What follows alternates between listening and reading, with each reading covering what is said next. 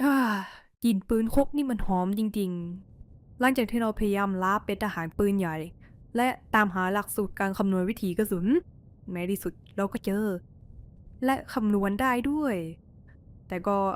ยังต้องฝึกอีกเยอะนะแนะนำตัวกันหน่อยแล้วกันเรา10 ตรีมีนาคมกองพันทหารมาที่2วงเล็บแมปยุทธนาดอกจันในโลบอกตัวอย่างแรก การตั้งที่มั่นในการยิงปืนคบงั้นเราขอแนะนำให้อยู่บริเวณเส้นแมปหรือไม่ก็จุดตัดของสี่เหลี่ยมเพื่อความง่ายในการคำนวณสิ่งแรกที่ต้องมีเลยคือเครื่องคิดเลขนะไม่ว่าจะในคอมหรือในโทรศัพท์ก็แล้วแต่โดยถ้าเป็นในคอมกดไปที่3 ขีดตรงนี้จากนั้นเลือกไปที่ Scientific เพื่อให้เป็นเครื่องคิดเลขสายคำนวณต่อไปประจำจุดหมายแล้วให้เปลี่ยนศัตรูในแมปจากนั้นหันปืนคกเข้าไปยังตำแหน่งศัตรู และต่อจากนี้เตรียมตัวให้ดี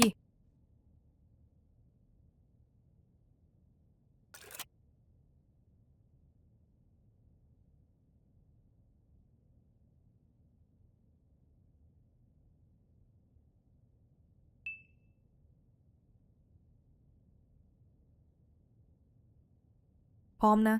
เราจะใช้หลักการคำนวณหาองศาวิถียิงโดยสมการดังนี้ x เท่ากับแรงคูณด้วย gravity หารด้วย velocity ยกกำลังสองแล้วตามด้วย arc phi หรือ x เท่ากับระยะคูณด้วยแรงโน้มถ่วงหารด้วยความเร็วลูกกระสุนเมื่อออกจากปากกระบอกยกกำลังสองแล้วตามด้วย arc phi โดย x คือระยะองศาปืนคบที่เราต้องการหา r คือระยะเป้าหมายซึ่งสามารถหาได้จากจำนวนช่องที่ห่างระหว่างปืนคบคูณด้วยขนาดของช่อง G คือแรงโน้มถ่วงโลกโดยสามารถใช้ได้ทั้ง2 อย่างคือ 9.81 กับ 10 V คือความเร็วลูกกระสุนเมื่อออกจากปากกระบอกซึ่งสามารถดูได้ที่ลูกกระสุนก่อนบรรจุ Arc Sin คือการนำผลที่ได้มาแปลงกลับเป็นองศาปืนพกอย่างแรกเราหาค่าความเร็วกระสุนเมื่อออกจากปากกระบอกก่อนซึ่งเราใช้โลชาร์ตมีค่าคือ125แล้วกดสแควร์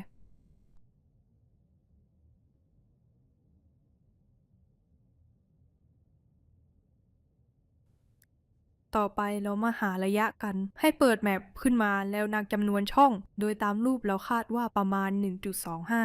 จากนั้นเอาไปคูณด้วยขนาดของช่องซึ่งในแมปนี้คือ 492 จากนั้นคูณต่อด้วยแรงโน้มถ่วงของโลกหลังจากนั้นเอาค่าความเร็วกระสุนมาหารต่อซึ่งในที่นี้คือ 15625 เมื่อหารแล้วกดไปที่ Trigonometry กด Second กด Arcsin ซึ่งเราจะได้องศามา แต่อันนี้คือองศาแบบโลอักหรือการยิงมุมต่ำ ซึ่งปืนคกองศาต่ำสุดคือ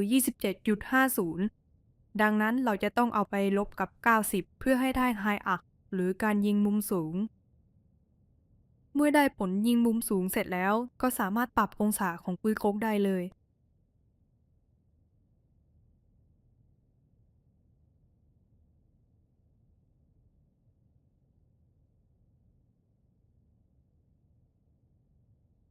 เริ่มทำการยิง 3 ชุดปฏิบัติ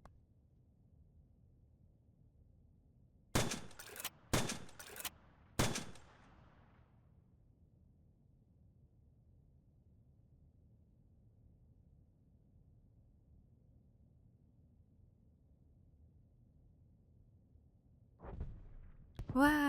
ไกลไปนะเนี่ย ไม่เป็นไรเราแค่ลองขยับนิดหน่อยแล้วก็จัดไปอีก3 ชุดเรื่อยๆ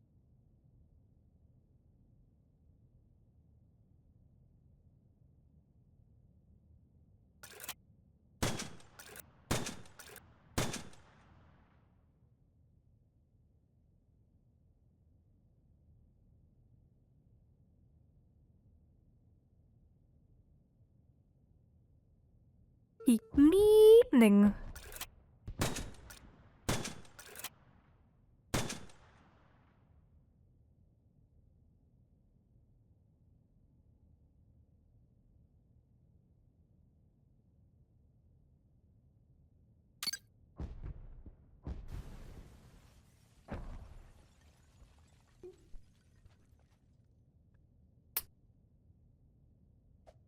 ฮะ ประมาณนี้แหละ ไปก่อนแล้วกัน ยังต้องฝึกอีกเยอะ แล้วก็อย่าลืมเข้ากลุ่มยุทธนาด้วย